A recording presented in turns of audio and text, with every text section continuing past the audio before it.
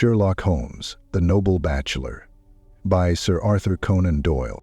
The Lord St. Simon marriage and its curious termination have long ceased to be a subject of interest in those exalted circles in which the unfortunate bridegroom moves. Fresh scandals have eclipsed it, and their more piquant details have drawn the gossips away from this 4-year-old drama. As I have reason to believe, however, that the full facts have never been revealed to the general public, and as my friend Sherlock Holmes had a considerable share in clearing the matter up, I feel that no memoir of him would be complete without some little sketch of this remarkable episode. It was a few weeks before my own marriage, during the days when I was still sharing rooms with Holmes in Baker Street, that he came home from an afternoon stroll to find a letter on the table waiting for him. I had remained indoors all day, for the weather had taken a sudden turn to rain, with high autumnal winds, and the Jezzail bullet which I had brought back in one of my limbs as a relic of my Afghan campaign throbbed with dull persistence. With my body in one easy chair and my legs upon another, I had surrounded myself with a cloud of newspapers until at last, saturated with the news of the day, I tossed them all aside and lay listless, watching the huge crest and monogram upon the envelope upon the table, and wondering lazily who my friend's noble correspondent could be. "Here is a very fashionable epistle," I remarked as he entered. "Your morning letters, if I remember right, were from a fishmonger and a tide-waiter." "Yes, my correspondence has certainly the charm of variety," he answered, smiling, "and the humbler are usually the more interesting. This looks like one of those unwelcome social summonses which call upon a man either to be bored or to lie." He broke the seal and glanced over the contents. "Oh, come, it may prove to be something of interest after all." "Not social, then?" "No, distinctly professional, and from a noble client, one of the highest in England." "My dear fellow, I congratulate you. I assure you, Watson, without affectation, that the status of my client is a matter of less moment to me than the interest of his case. It is just possible, however, that that also may not be wanting in this new investigation. You have been reading the papers diligently of late, have you not?" "It looks like it," said I ruefully, pointing to a huge bundle in the corner. "I have had nothing else to do. It is fortunate, for you will perhaps be able to post me up. I read nothing except the criminal news and the agony column. The latter is always instructive, but if you have followed recent events so closely, you must have read about Lord St. Simon and his wedding." "Oh yes, with the deepest interest." "That is well. The letter which I hold in my hand is from Lord St. Simon. I will read it to you, and in return you must turn over these papers and let me have whatever bears upon the matter. This is what he says: 'My dear Master Sherlock Holmes, Lord Backwater tells me that I may place implicit reliance upon your judgment and discretion. I have determined therefore to call upon you and to consult you in reference to the very painful event which has occurred in connection with my wedding. Mr. Lestrade of Scotland Yard is acting already in the matter, but he assures me that he sees no objection to your cooperation, and that he even thinks that it might be of some assistance. I will call at 4 o'clock in the afternoon, and should you have any other engagement at that time, I hope that you will postpone it, as this matter is of paramount importance. Yours faithfully, St. Simon." It is dated from Grosvenor Mansions, written with a quill pen, and the noble lord has had the misfortune to get a smear of ink upon the outer side of his right little finger, remarked Holmes as he folded up the epistle. "He says 4 o'clock. It is 3 now. He will be here in an hour. Then I have just time, with your assistance, to get clear upon the subject, turn over those papers and arrange the extracts in their order of time, while I take a glance as to who our client is." He picked a red-covered volume from a line of books of reference beside the mantelpiece. "Here he is," said he, sitting down and flattening it out upon his knee. "Lord Robert Walsingham de Vere St. Simon, second son of the Duke of Balmoral. Arms, azure, 3 caltrops in chief over a fess sable. Born in 1846. He's 41 years of age, which is mature for marriage. was Under-Secretary for the Colonies in a late administration. The Duke, his father, was at one time Secretary for Foreign Affairs. They inherit Plantagenet blood by direct descent, and Tudor on the distaff side. Well, there is nothing very instructive in all this. I think that I must turn to you, Watson, for something more solid. I have very little difficulty in finding what I want, said I, for the facts are quite recent, and the matter struck me as remarkable. I feared to refer them to you, however, as I knew that you had an inquiry on hand and that you disliked the intrusion of other matters. Oh, you mean the little problem of the Grosvenor Square furniture van. That is quite cleared up now, though indeed it was obvious from the first. Pray, give me the results of your newspaper selections. Here is the first notice which I can find. It is in the personal column of the Morning Post, and dates, as you see, some weeks back. A marriage has been arranged, it says, and will, if rumor is correct, very shortly take place between Lord Robert St. Simon, second son of the Duke of Balmoral, and Miss Hattie Doran, the only daughter of Aloysius Doran. PSQ. Of San Francisco, Cal, USA. That is all. Terse and to the point, remarked Holmes, stretching his long, thin legs towards the fire. There was a paragraph amplifying this in one of the society papers of the same week. Here it is. There will soon be a call for protection in the marriage market, for the present free trade principle appears to tell heavily against our home product. One by one, the management of the noble houses of Great Britain is passing into the hands of our fair cousins from across the Atlantic. An important addition has been made during the last week to the list of the prizes which have been borne away by these charming invaders.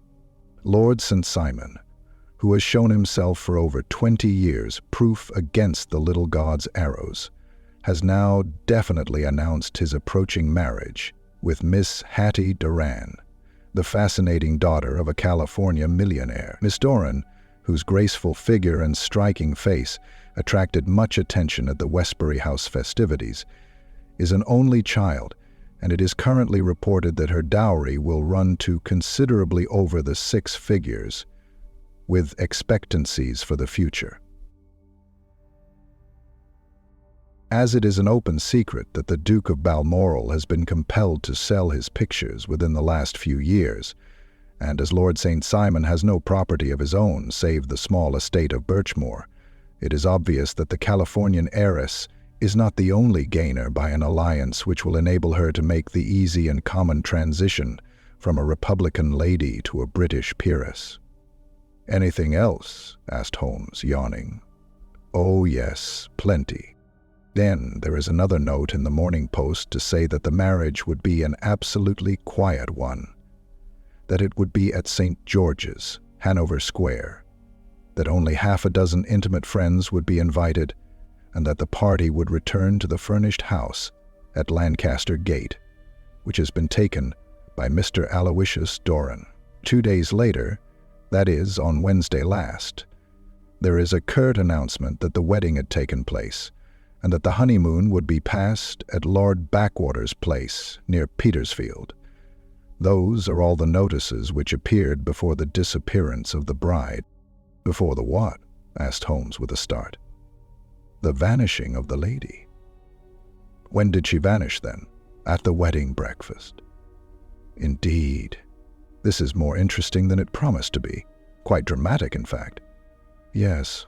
It struck me as being a little out of the common. They often vanish before the ceremony, and occasionally during the honeymoon, but I cannot call to mind anything quite so prompt as this. Pray let me have the details. I warn you that they are very incomplete. Perhaps we may make them less so. Such as they are set forth in a single article of a morning paper of yesterday, which I will read to you. It is headed, 'Singular Occurrence at a Fashionable Wedding.'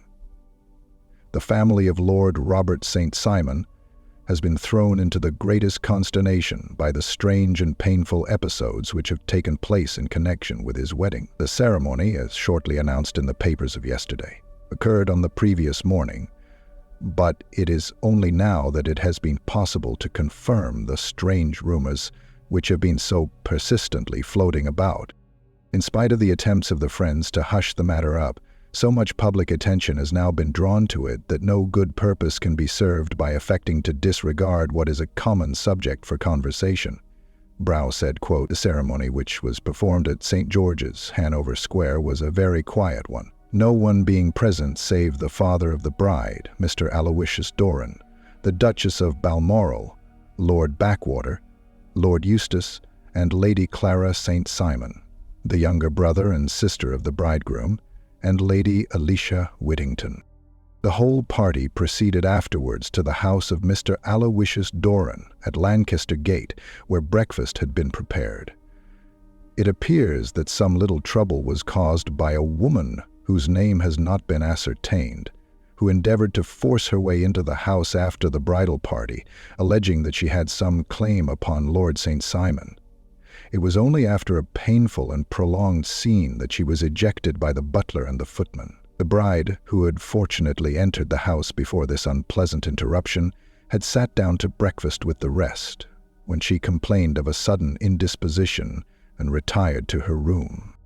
Her prolonged absence having caused some comment, her father followed her, but learned from her maid that she had only come up to her chamber for an instant, caught up an ulster and bonnet, and hurried down to the passage. One of the footmen declared that he had seen a lady leave the house thus apparelled, but had refused to credit that it was his mistress, believing her to be with the company. On ascertaining that his daughter had disappeared, Mr. Aloysius Doran, in conjunction with the bridegroom, instantly put themselves in communication with the police, and very energetic inquiries are being made, which will probably result in a speedy clearing up of this very singular business. Note: up to a late hour last night, however, nothing had transpired as to the whereabouts of the missing lady. There are rumors of foul play in the matter, and it is said that the police have caused the arrest of the woman who had caused the original disturbance, in the belief that from jealousy, or some other motive, she may have been concerned in the strange disappearance of the bride. And is that all? Only one little item in another of the morning papers, but it is a suggestive one. And it is: Miss Flora Millar, the lady who had caused the disturbance, has actually been arrested. It appears that she was formerly a danseuse at the Allegro, and that she has known the bridegroom for some years. There are no further particulars, and the whole case is in your hands now, so far as it has been set forth in the public press. And an exceedingly interesting case it appears to be. I would not have missed it for worlds. But there is a ring at the bell, Watson, and as the clock makes it a few minutes after 4, I have no doubt that this will prove to be our noble client. Do not dream of going, Watson, for I very much prefer having a witness, if only as a check to my own memory. Lord Robert St. Simon, announced our page boy, throwing open the door. A gentleman entered with a pleasant, cultured face, high-nosed and pale, with something perhaps of petulance about the mouth, and with the steady, well-opened eye of a man whose pleasant lot had ever been to command and to be obeyed. His manner was brisk, and yet his general appearance gave an undue impression of age, for he had a slight forward stoop and a little bend of the knees as he walked. His hair, too, as he swept off his very curly-brimmed hat, was grizzled round the edges and thin upon the top. As to his dress, it was careful to the verge of foppishness, with high collar, black frock coat, white waistcoat, yellow gloves, patent leather shoes, and light-colored gaiters. He advanced slowly into the room, turning his head from left to right, and swinging in his right hand the cord which held his golden eyeglasses. "Good day, Lord St. Simon," said Holmes, rising and bowing. "Pray take the basket chair. This is my friend and colleague, Dr. Watson. Draw up a little to the fire, and we will talk this matter over. A most painful matter to me, as you can most readily imagine, Mr. Holmes. I have been cut to the quick. I understand that you have already managed several delicate cases of this sort, sir, though I presume that they were hardly from the same class of society." "No, I am descending. I beg pardon. My last client of the sort was a king." Oh, really? I had no idea. And which king? The king of Scandinavia. What? Had he lost his wife? You can understand, said Holmes suavely, that I extend to the affairs of my other clients the same secrecy which I promise to you in yours. Of course. Very right. Very right. I'm sure I beg pardon. As to my own case, I am ready to give you any information which may assist you in forming an opinion. Thank you. I have already learned all that is in the public prints. Nothing more. I presume that I may take it as correct. This article, for example, as to the disappearance of the bride. Lord St. Simon glanced over it. Yes, it is correct, as far as it goes, but it needs a great deal of supplementing before anyone could offer an opinion. I think that I may arrive at my facts most directly by questioning you. Pray do so. When did you first meet Miss Hattie Doran? In San Francisco, a year ago. You were traveling in the States? Yes. Did you become engaged then? No, but you were on a friendly footing. I was amused by her society, and she could see that I was amused. Her father is very rich. He is said to be the richest man on the Pacific slope. And how did he make his money? In mining. He had nothing a few years ago. Then he struck gold, invested it, and came up by leaps and bounds. Now, what is your own impression as to the young lady's, your wife's, character? The nobleman swung his glasses a little faster and stared down into the fire. You see, Mr. Holmes, said he, my wife was 20 before her father became a rich man. During that time she ran free in a mining camp and wandered through woods or mountains, so that her education has come from nature rather than from the schoolmaster.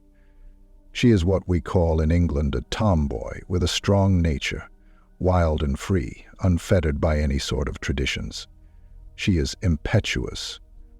Volcanic, I was about to say. She is swift in making up her mind and fearless in carrying out her resolutions. On the other hand, I would not have given her the name which I have the honor to bear. He gave a little stately cough. Had I not thought her to be at bottom a noble woman. I believe that she is capable of heroic self-sacrifice and that anything dishonorable would be repugnant to her. Have you her photograph? I brought this with me. He opened a locket and showed us the full face of a very lovely woman. It was not a photograph, but an ivory miniature, and the artist had brought out the full effect of the lustrous black hair, the large dark eyes, and the exquisite mouth. Holmes gazed long and earnestly at it. Then he closed the locket and handed it back to Lord St. Simon. The young lady came to London then, and you renewed your acquaintance? Yes. Her father brought her over for this last London season. I met her several times, became engaged to her, and have now married her. She brought, I understand, a considerable dowry? A fair dowry, not more than is usual in my family. And this, of course, remains to you, since the marriage is a fait accompli. I really have made no inquiries on the subject. Very naturally not. Did you see Miss Doran on the day before the wedding? Yes. Was she in good spirits? Never better. She kept talking of what we should do in our future lives. Indeed, that is very interesting. And on the morning of the wedding? She was as bright as possible, at least until after the ceremony. And did you observe any change in her then? Well, to tell the truth, I saw then the first signs that I had ever seen that her temper was just a little sharp. The incident, however, was too trivial to relate, and can have no possible bearing upon the case. Pray let us have it for all that. Paul, it is childish. She dropped her bouquet as we went towards the vestry. She was passing the front pew at the time, and it fell over into the pew. There was a moment's delay, but the gentleman in the pew handed it up to her again, and it did not appear to be the worse for the fall. Yet when I spoke to her of the matter, she answered me abruptly, and in the carriage on our way home she seemed absurdly agitated over this trifling cause. Indeed, you say that there was a gentleman in the pew. Some of the general public were present then?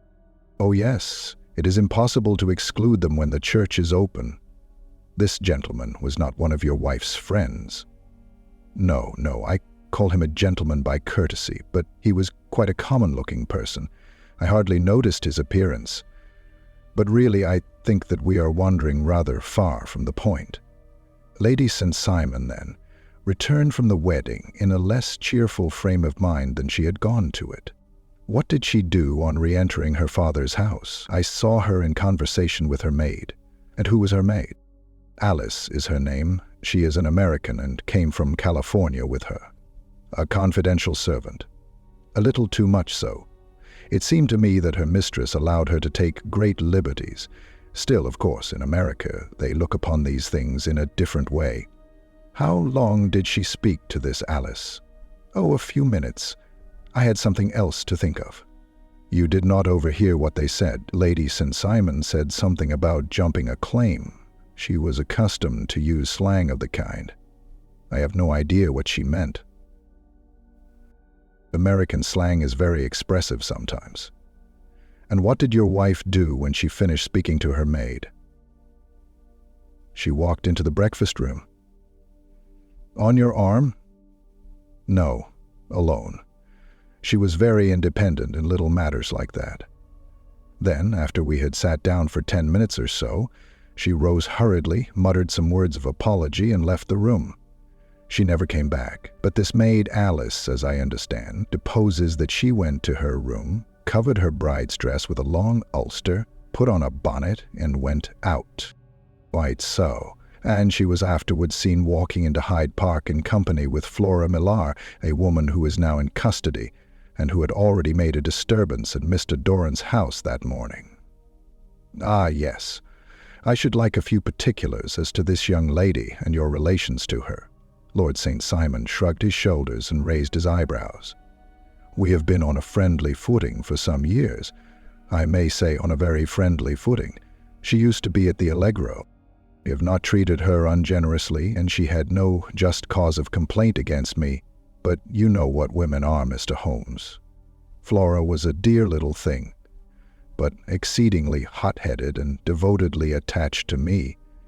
She wrote me dreadful letters when she heard that I was about to be married, and, to tell the truth, the reason why I had the marriage celebrated so quietly was that I feared lest there might be a scandal in the church. She came to Mr. Doran's door just after we returned, and she endeavored to push her way in, uttering very abusive expressions towards my wife, and even threatening her. But I had foreseen the possibility of something of the sort, and I had 2 police fellows there in private clothes, who soon pushed her out again. She was quiet when she saw that there was no good in making a row. Did your wife hear all this? No, thank goodness, she did not. And she was seen walking with this very woman afterwards? Yes, that is what Mr. Lestrade of Scotland Yard looks upon as so serious. It is thought that Flora decoyed my wife out and laid some terrible trap for her. Well, it is a possible supposition. You think so too. I did not say a probable one, but you do not yourself look upon this as likely. I do not think Flora would hurt a fly. Still, jealousy is a strange transformer of characters. Pray, what is your own theory as to what took place? Well, really, I came to seek a theory, not to propound one. I have given you all the facts. Since you ask me, however, I may say that it has occurred to me as possible that the excitement of this affair, the consciousness that she had made so immense a social stride, had the effect of causing some little nervous disturbance in my wife. In short, that she had become suddenly deranged. Well, really, when I consider that she has turned her back, I will not say upon me, but upon so much that many have aspired to without success. I can hardly explain it in any other fashion. Well, certainly that is also a conceivable hypothesis, said Holmes, smiling. And now, Lord St. Simon, I think that I have nearly all my data. May I ask whether you were seated at the breakfast table so that you could see out of the window? We could see the other side of the road and the park. Quite so. Then I do not think that I need to detain you longer. I shall communicate with you. "Should you be fortunate enough to solve this problem," said our client, rising. "I have solved it." "Eh? What was that?" "I say that I have solved it." "Where, then, is my wife?" "It is a detail which I shall speedily supply." Lord St. Simon shook his head. "I am afraid that it will take wiser heads than yours or mine," he remarked, and bowing in a stately, old-fashioned manner, he departed. "It is very good of Lord St. Simon to honor my head by putting it on the level with his own," said Sherlock Holmes, laughing. "I think that I shall have a whiskey and soda and a cigar after all this cross-questioning. I had formed my conclusions as to the case before our client came into the room. My dear Holmes, I have notes of several similar cases, though none, as I remarked before, which were quite as prompt. My whole examination served to turn my conjecture into a certainty. Circumstantial evidence is occasionally very convincing, as when you find a trout in the milk, to quote Thoreau's example. But I have heard all that you have heard, without, however, the knowledge of pre-existing cases which serves me so well. There was a parallel instance in Aberdeen some years back, and something on very much the same lines at Munich the year after the Franco-Prussian War. It is one of these cases, but... Hello, here is Lestrade. Good afternoon, Lestrade. You will find an extra tumbler upon the sideboard, and there are cigars in the box." The official detective was attired in a pea-jacket and cravat, which gave him a decidedly nautical appearance, and he carried a black canvas bag in his hand. With a short greeting, he seated himself and lit the cigar which had been offered to him. "What's up, then?" asked Holmes with a twinkle in his eye. "You look dissatisfied." "And I feel dissatisfied. It is this infernal St. Simon marriage case. I can make neither head nor tail of the business." "Really? You surprise me. Who ever heard of such a mixed affair? Every clue seems to slip through my fingers. I have been at work upon it all day." "And very wet it seems to have made you," said Holmes, laying his hand upon the arm of the pea-jacket. "Yes, I have been dragging the Serpentine." "In heaven's name, what for?" "In search of the body of Lady St. Simon." Sherlock Holmes leaned back in his chair and laughed heartily. "Have you dragged the basin of Trafalgar Square fountain?" he asked. "Why? What do you mean?" "Because you have just as good a chance of finding this lady in the one as in the other." Lestrade shot an angry glance at my companion. "I suppose you know all about it," he snarled. "Well, I have only just heard the facts, but my mind is made up." "Oh, indeed. Then you think that the Serpentine plays no part in the matter?" "I think it very unlikely." "Then perhaps you will kindly explain how it is that we found this in it." He opened his bag as he spoke, and tumbled onto the floor a wedding dress of watered silk, a pair of white satin shoes, and a bride's wreath and veil, all discolored and soaked in water. "There," said he, putting a new wedding ring upon the top of the pile. "There is a little nut for you to crack, Master Holmes." "Oh, indeed," said my friend, blowing blue rings into the air. "You dragged them from the Serpentine?" "No, they were found floating near the margin by a park keeper. They have been identified as her clothes, and it seemed to me that if the clothes were there, the body would not be far off. By the same brilliant reasoning, every man's body is to be found in the neighborhood of his wardrobe. And pray, what did you hope to arrive at through this?" "Some evidence implicating Flora Millar in the disappearance." "I am afraid that you will find it difficult." "Are you indeed now?" cried Lestrade with some bitterness. "I am afraid, Holmes, that you are not very practical with your deductions and your inferences. You have made 2 blunders in as many minutes. This dress does implicate Miss Flora Millar. And how? In the dress is a pocket. In the pocket is a card case. In the card case is a note. And here is the very note." He slapped it down upon the table in front of him. "Listen to this. You will see me when all is ready. Come at once. F.H.M. Now, my theory all along has been that Lady St. Simon was decoyed away by Flora Millar, and that she, with confederates no doubt, was responsible for her disappearance. Here, signed with her initials, is the very note which was no doubt quietly slipped into her hand at the door and which lured her within their reach. Very good, Lestrade, said Holmes, laughing. You really are very fine indeed. Let me see it. He took up the paper in a listless way, but his attention instantly became riveted, and he gave a little cry of satisfaction. This is indeed important, said he. Ah, you find it so? Extremely so. I congratulate you warmly. Lestrade rose in his triumph and bent his head to look. Why, he shrieked, you're looking at the wrong side. On the contrary, this is the right side. The right side? You're mad. Here is the note written in pencil, over here. And over here is what appears to be the fragment of a hotel bill which interests me deeply. There's nothing in it. I looked at it before, said Lestrade. Dock 4th, rooms 8, breakfast 2s, 6D, cocktail 1s, lunch 2s, 6D, glass sherry 8s. I see nothing in that. Very likely not. It is most important, all the same. As to the note, it is important also, or at least the initials are, so I congratulate you again. I've wasted time enough, said Lestrade, rising. I believe in hard work and not in sitting by the fire spinning fine theories. Good day, Mr. Holmes, and we shall see which gets to the bottom of the matter first. He gathered up the garments, thrust them into the bag, and made for the door. Just one hint to you, Lestrade, drawled Holmes before his rival vanished. I will tell you the true solution of the matter.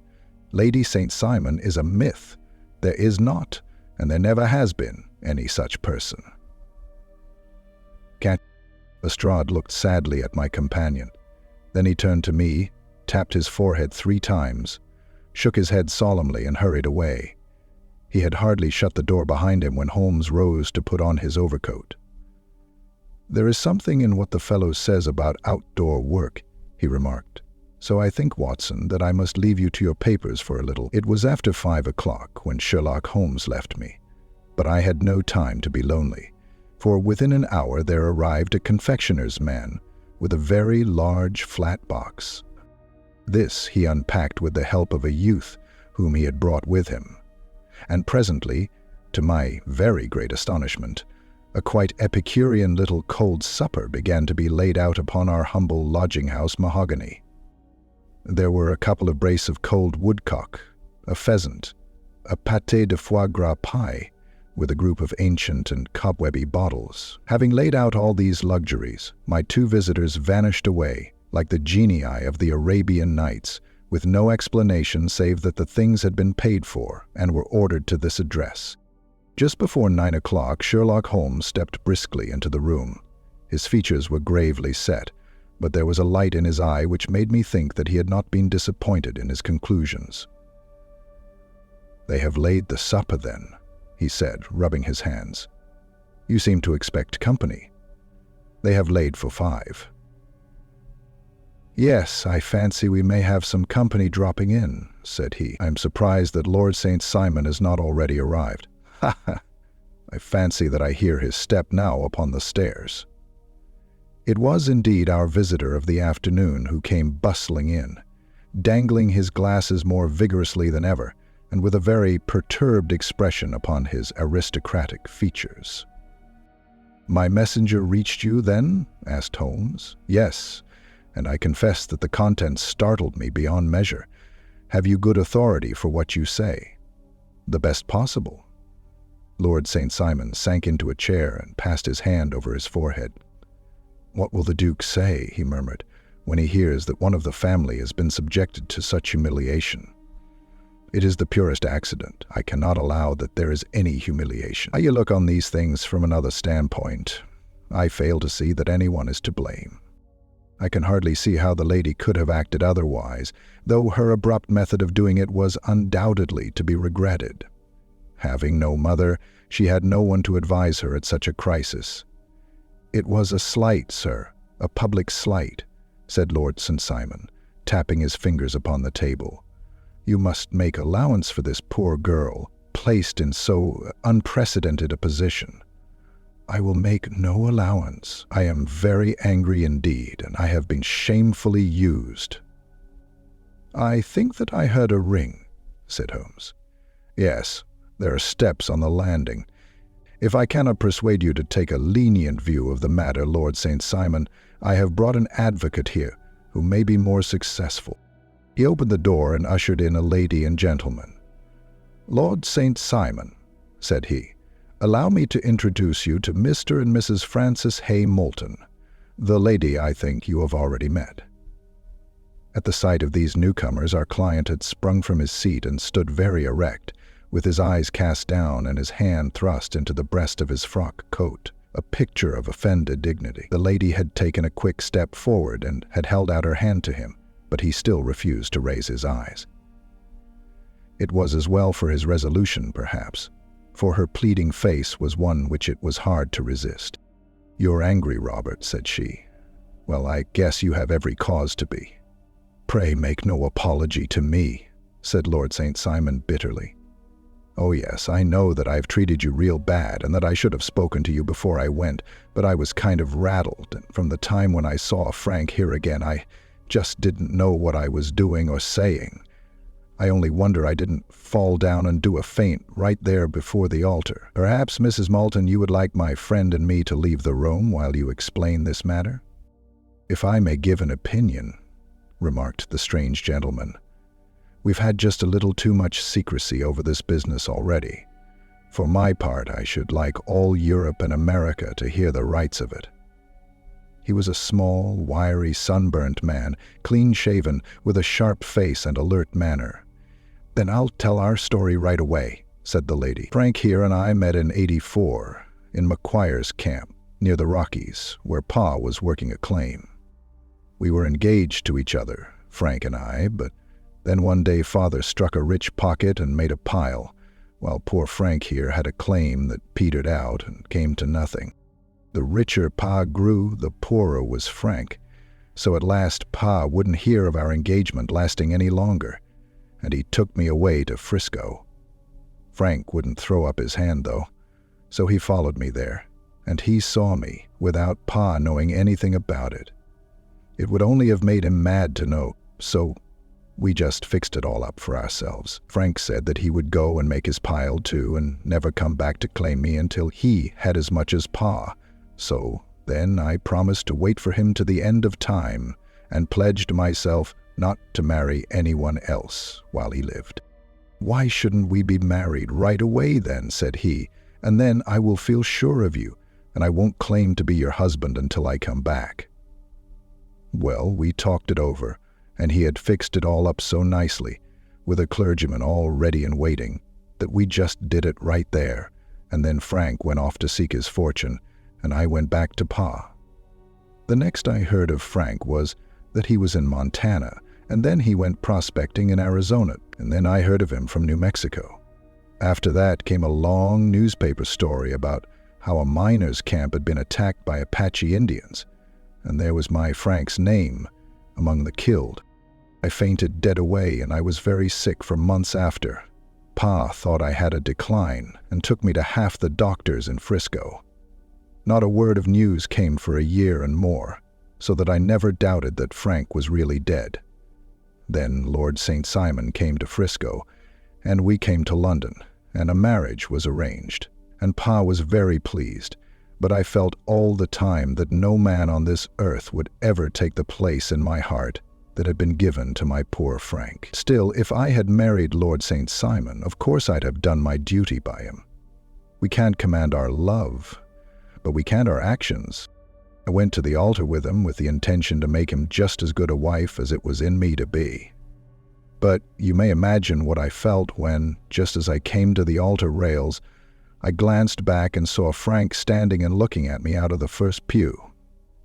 I thought it was his ghost at first, but when I looked again, there he was still, with a kind of question in his eyes, as if to ask me whether I were glad or sorry to see him. I wonder I didn't drop. I know that everything was turning round, and the words of the clergyman were just like the buzz of a bee in my ear.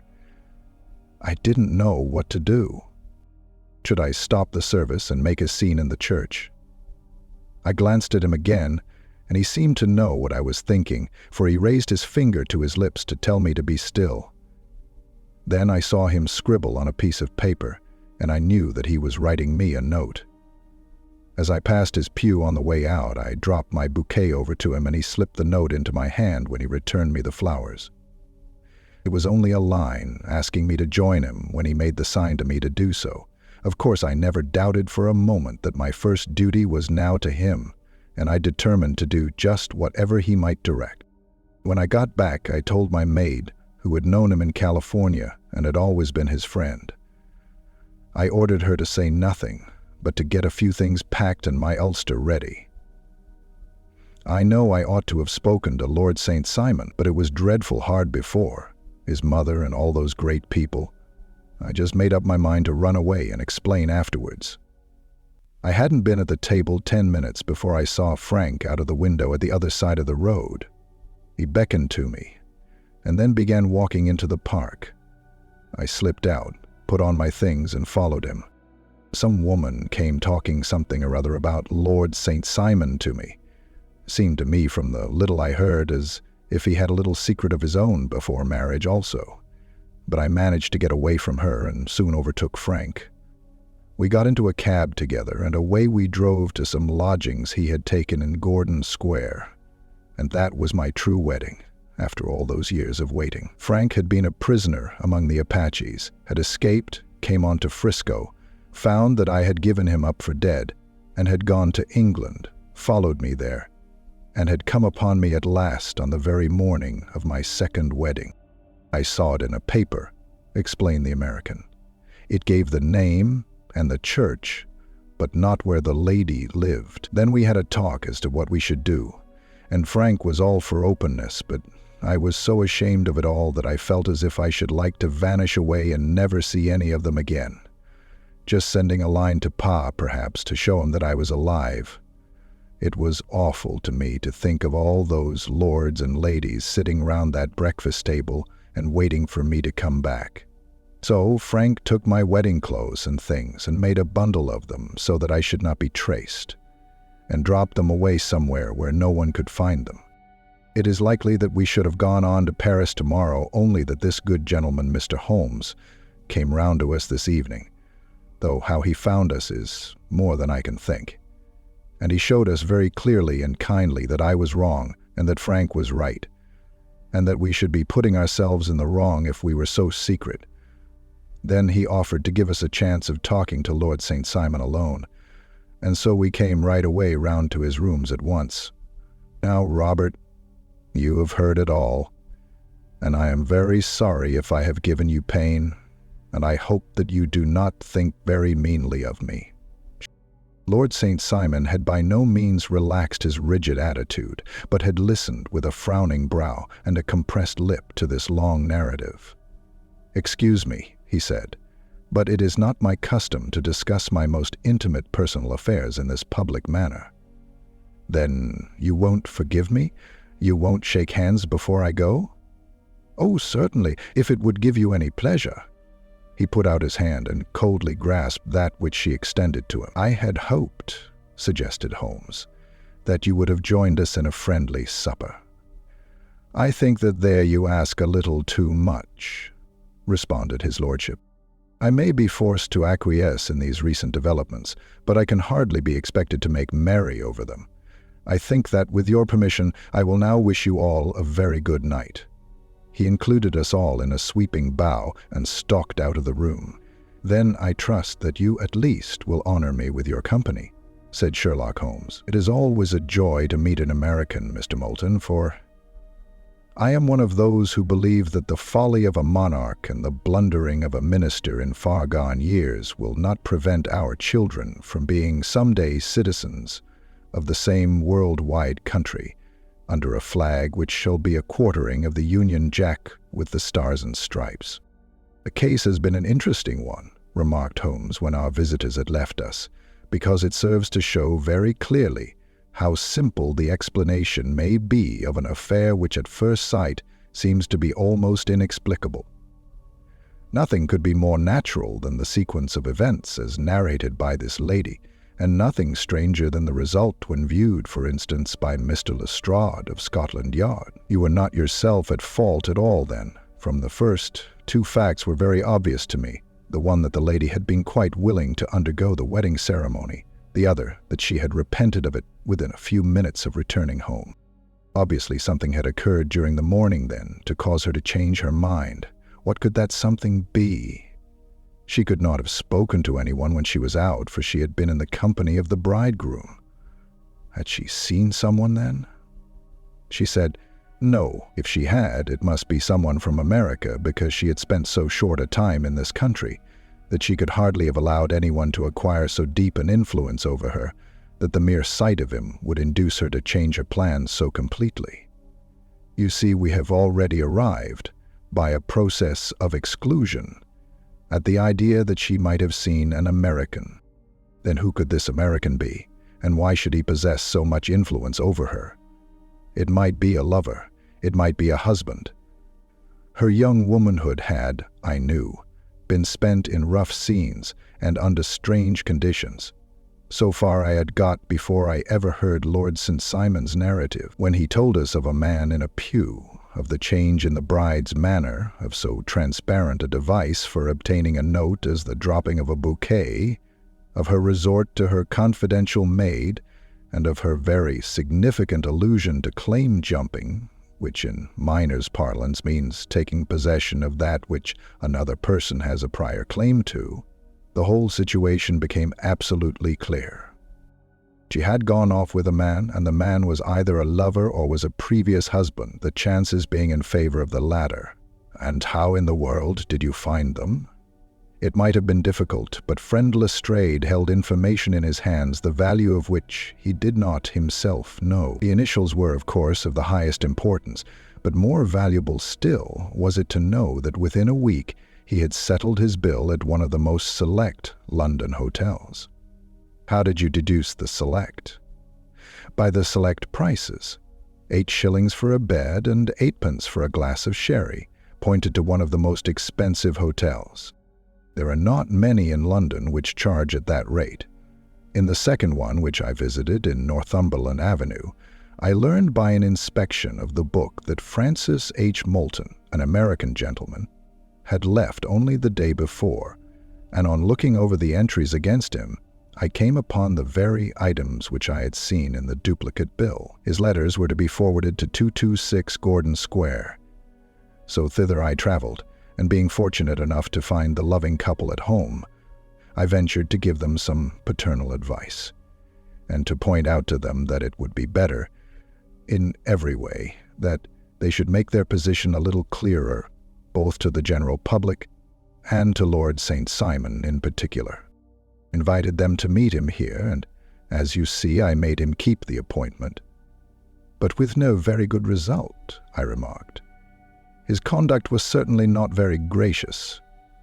Ah, Watson, said Holmes, smiling, perhaps you would not be very gracious either if, after all the trouble of wooing and wedding, you found yourself deprived in an instant of wife and of fortune. Think that we may judge Lord St. Simon very mercifully, and thank our stars that we are never likely to find ourselves in the same position. Draw your chair up and hand me my violin, for the only problem we have still to solve is how to while away these bleak autumnal evenings. I hope you liked the story and are interested in more stories here on our channel. If you liked it, please subscribe to our channel and click on the bell so you don't miss any new stories in the future. We would of course be very happy if you like it.